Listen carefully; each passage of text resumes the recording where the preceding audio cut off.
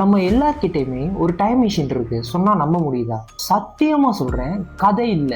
அது எங்க இல்லைங்க, நம்ம தலைக்குள்ளதான் இருக்கு.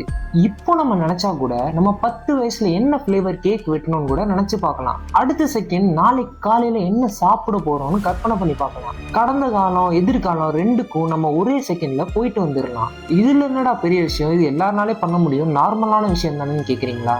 ஆனா சயின்டிஸ்ட் எல்லாம் என்ன சொல்றாங்கன்னா, இந்த ஒரு எபிலிட்டினாலதான் காடுல வந்த நம்ம இப்ப ராக்கெட் விட்டுக்கிட்டு இருக்கோம்னு சொல்றாங்க. இந்த டைம் மிஷின் எப்படி ஒர்க் ஆகுதுன்னு சயின்டிஸ்ட் எல்லாம் கண்டுபிடிச்சாங்க தெரியுமா?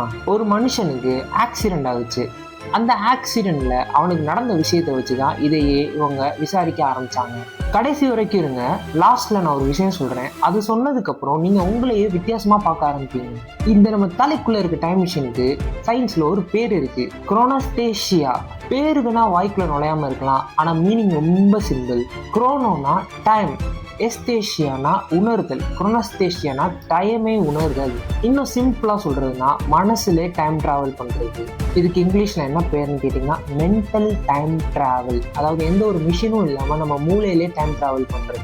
இதை கண்டுபிடிச்ச ஒரு பேர் என்னன்னு பாத்தீங்கன்னா எண்டல் டர்விங். இவர் மூளையை பத்தி டாப் ரிசர்ச்சர்ஸ் நிறைய பண்ணியிருக்காரு. இப்போ ஒரு ரிலேட்டபிள் எக்ஸாம்பிள் சொல்றேன், கேளுங்க. நாளைக்கு காலையில தோசை சுட்டு சாப்பிடணும்னு இன்னைக்கு நைட்டே அரிசி உளுந்தெல்லாம் ஊற வைப்பீங்கல்ல, யோசிச்சு பாருங்க. சிம்பிளா இருக்கலாம், பட் இதுல ஒரு வித்தியாசமான பெர்ஸ்பெக்டிவ் இருக்கு. நீங்க இன்னைக்கு நைட் இருக்கீங்க, பட் உங்க மனசு நாளைக்கு பத்தி யோசிக்குது. நாளைக்கு நமக்கு பசிக்கும், அதுக்கு நம்ம இன்னைக்கே ரெடி பண்ணணும்னு யோசிக்குது. பேசிக்கலி உங்க மூளை நாளைக்கு என்ன நடக்குங்கிறத டைம் டிராவல் பண்ணி பார்க்குது. அதுக்காக இன்னைக்கே வேலையும் செய்யுது. ஸோ இதை தான் சயின்டிஸ்ட்லாம் குரோனஸ்தேஷியா அப்படிங்கிறாங்க. இது சாதாரண விஷயமா தெரியலாம், பட் இது மனிதனை தவிர வேற எந்த ஒரு உயிரினமும் சரியா பண்ண முடியாது. உதாரணத்துக்கு ஒரு நாய்க்கு பசிச்சா சாப்பிடும், ஆனா அடுத்த வாரம் மழை வரப்போகுது, அதுக்காண்டி சாப்பாட்டை தேக்கி வைக்கணும்னு அது யோசிக்காது. அது பிரசன்ட்ல மட்டும்தான் வாழும். ஆனா நாம மட்டும்தான் ஃபியூச்சர் பிளானிங்ஸ் எல்லாம் பண்றோம். எந்த ஒரு உயிரினமும் இவ்வளவு தெளிவா பண்ணாது. டர்விங் என்ன சொல்றாங்கன்னா, ஞாபகம் 2 வகையா பிரிக்கப்படுறதுன்னு. ஃபர்ஸ்ட் ஃபேக்ட் ஞாபகம், ஃபேக்ட்ஸை மட்டும் நம்ம ஞாபகம் வச்சுக்கிறது. உதாரணத்துக்கு தமிழ்நாட்டோட தலைநகரம் சென்னை தெரியும் நமக்கு. ஒரு வருஷத்துல 12 மாசம், ஒரு வாரத்துல 7 நாள். இதை நம்ம சின்ன வயசுல இருந்தே கத்துக்கிட்டு இருப்போம். ஆனா எப்போ இது நம்ம மண்டையில போய் சேவ் ஆச்சு நமக்கு ப்ராப்பரா தெரியாது. இதெல்லாம் நம்ம பிரெயினை பொறுத்தவரை ஃபேக்ட்ஸ். இதுதான் ஃபேக்ட்ஸ். இதை செமாண்டிக் மெமரி அப்படின்னு ஆங்கிலத்துல சொல்றாங்க. 2வது வகை அனுபவ ஞாபகம். உதாரணத்துக்கு போன வருஷம் தீபாவளி அன்னைக்கு எனக்கு வெடி கையில பட்டு காயமாயிருச்சு அப்படின்னு நம்ம இந்த வருஷம் யோசிக்கிறது ஃபேக்ட் கிடையாது. இது நீங்க அந்த இடத்துல போய் அதை நினைச்சு பார்த்திருக்கீங்க, அனுபவிச்சிருக்கீங்க, அதை திருப்பி நினைச்சு பார்த்து அதை வாழ்றீங்க. இதை ஆங்கிலத்துல எபிசோடிக் மெமரி அப்படிங்கிறாங்க. இந்த செகண்ட் டைப் தான் டைம் மிஷினும் சொல்றாங்க. ஏன்னா நம்ம பின்னாடி போய் என்ன எக்ஸாக்டா நடந்துச்சுன்னு எக்ஸ்பீரியன்ஸ் பண்ணி பார்க்க முடியுது நம்மளால. இதே டைம் மிஷினை வச்சுதான் நம்ம ஃபியூச்சர்ல என்ன பண்ண போறோம்னு கற்பனையும் பண்றோம். உதாரணத்துக்கு நாளைக்கு நான் இந்த கடையில போய் பிரியாணி சாப்பிட போறேன்னு நம்ம கற்பனை பண்றோம்ல, அதுக்கு பேர் தான் மென்டல் டைம் டிராவல். நமக்கு நடக்கவே நடக்காத விஷயத்த ஃபியூச்சர்ல நடக்கும்னு நம்ம நினைச்சு கற்பனை பண்றோம்ல, அதுக்கு இந்த மெமரி தான் யூஸ் ஆகுது. கடந்த காலத்தை ஞாபகப்படுத்துற அதே மூலம்தான் எதிர்காலத்தையும் கற்பனை பண்றதுக்கு உருவாகுது. ரெண்டுக்குமே ஒரே மிஷின் தான். சரி, இந்த விஷயத்தை எப்படி கண்டுபிடிச்சாங்கன்னு தெரியுமா? இந்த நபரை கேசின்னு கூப்பிடலாம். ஏன்னா பிரைவசி காரணத்தினால இவரோட பேரை நான் சொல்ல விரும்பல. ஏன்னா சயின்ஸ்லயுமே இவரை கேசின்னு தான் சொல்றாங்க. இவருக்கு ஒரு மோட்டார் சைக்கிள் ஆக்சிடென்ட் நடந்துச்சு. இவருக்கு தலையில அடிபட்டுருச்சு. அங்க மூளையில ஹிப்போ கேம்பஸ் அப்படிங்கிற ஒரு முக்கியமான பகுதியில அடிபட்டுருச்சு. இந்த ஹிப்போ கேம்பஸ்ங்கிறது கடல் குதிரை ஷேப்ல இருக்கும் பாக்குறதுக்கு. ஆக்சிடென்ட்டுக்கு அப்புறம் இவருக்கு ஒரு வித்தியாசமான ப்ராப்ளம் வந்துருச்சு. இவர் ஃபேக்ட்ஸ் எல்லாம் கரெக்டா சொல்றாரு. இது என்னோட கார், இது என்னோட வீடு அப்படிங்கறதெல்லாம் கரெக்டா சொல்றாரு. ஆனா இவர் சொந்த வாழ்க்கையில நடந்த ஒரு ஈவெண்ட கூட இவரால ஞாபகம் வச்சுக்க முடியல. அவர் பிறந்த நாள், அவர் போன ஃபேமிலி ட்ரிப், அந்த மாதிரி ஒரு ஈவெண்ட் கூட இவருக்கு ஞாபகம் வரமாட்டேங்குது. பேசிக்கலி எபிசோடிக் மெமரி அப்படின்னு நான் ஒண்ணு சொன்னேன்ல, அது இவருக்கு மொத்தமா போயிருச்சு. இவரால கற்பனையும் பண்ண முடியல, பின்னாடியும் போய் யோசிச்சு பார்க்க முடியல என்ன நடந்துச்சுன்னு. ஸோ டர்விங் நம்ம ஒருத்தர் சொன்னோம்ல, அவர் போய் இந்த கேசிட்ட கேட்கிறாரு, நாளைக்கு நீங்க என்ன பண்ண போறீங்கன்னு. இவரால இதுக்கு பதிலே சொல்ல முடியல.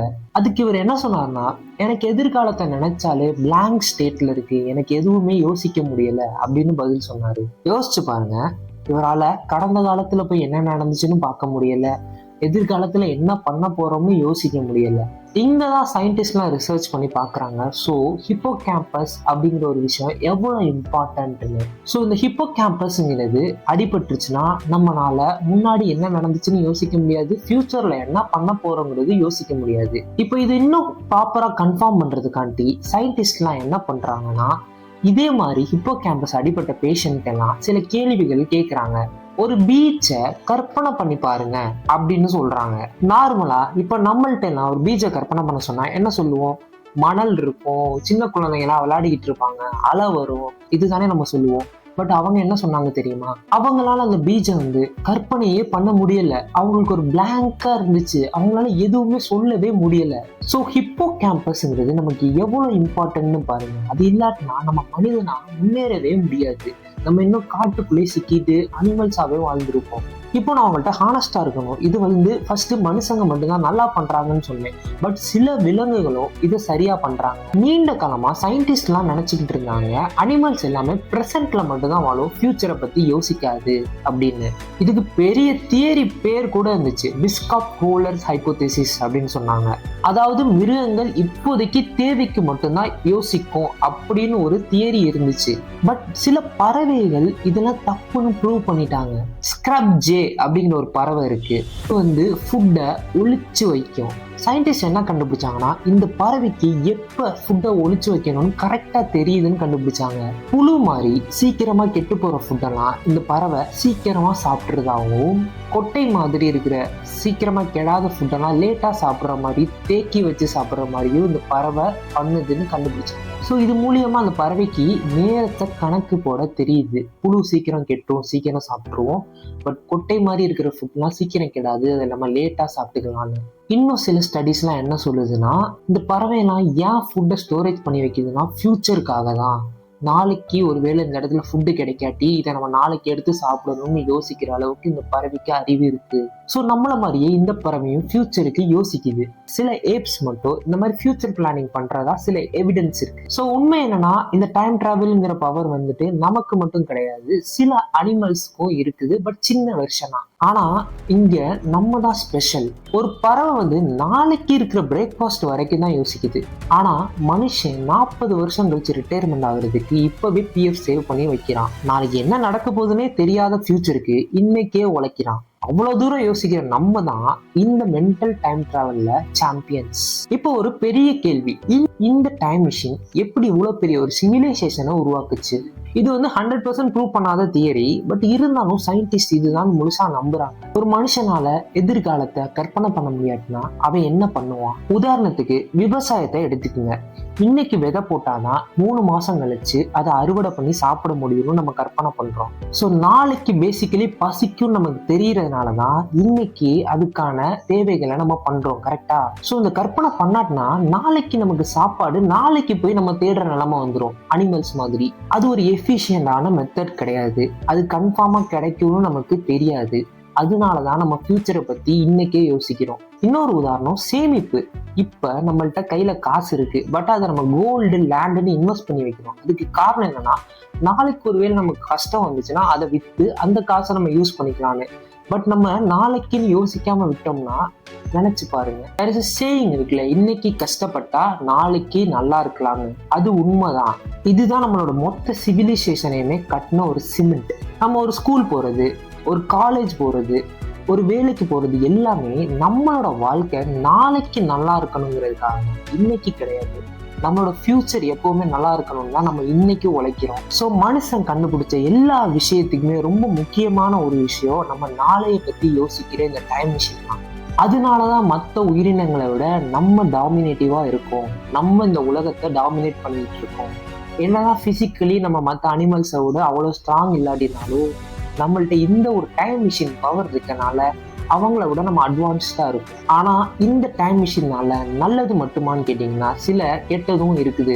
அதிகமா நம்ம முன்னாடி பண்ண தப்புகள் எல்லாம் போய் பார்க்க முடியும் நம்மளால, அதனால நம்ம இன்னும் ரொம்ப ரிக்ரெட் பண்ணுவோம். அதே மாதிரி ஃபியூச்சர்ல என்ன நடக்க போகுதுன்னு அதிகமா யோசிச்சு கவலைப்படுவோம், அதனால ஆன்சைட்டியும் வரும். நமக்கு நடக்காத ஒரு ப்ராப்ளம்ஸை நடக்க போகுதோன்னு யோசிச்சுக்கிட்டே இருக்கிறதுக்கும் நிறைய வாய்ப்பு இருக்கு.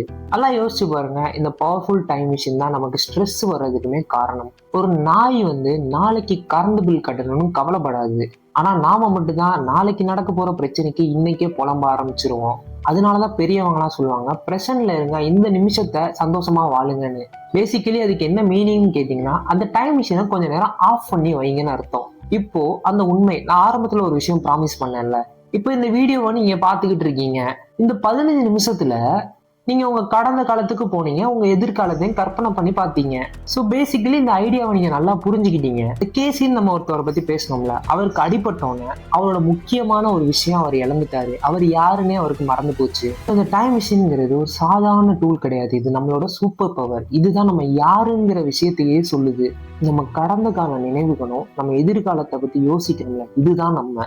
இது இல்லாட்டினா நம்ம ஒண்ணுமே கிடையாது. ஸோ நெக்ஸ்ட் டைம் நீங்க பாஸ்ட்ல போய் என்ன நடந்துச்சுன்னு யோசிக்கும் போதும், ஃபியூச்சர்ல நீங்க என்ன பண்ண போறீங்கன்னு யோசிக்கும் போதும் அதை சாதாரணமா நினைக்காதீங்க. இதுதான் நம்மளோட சூப்பர் பவரே.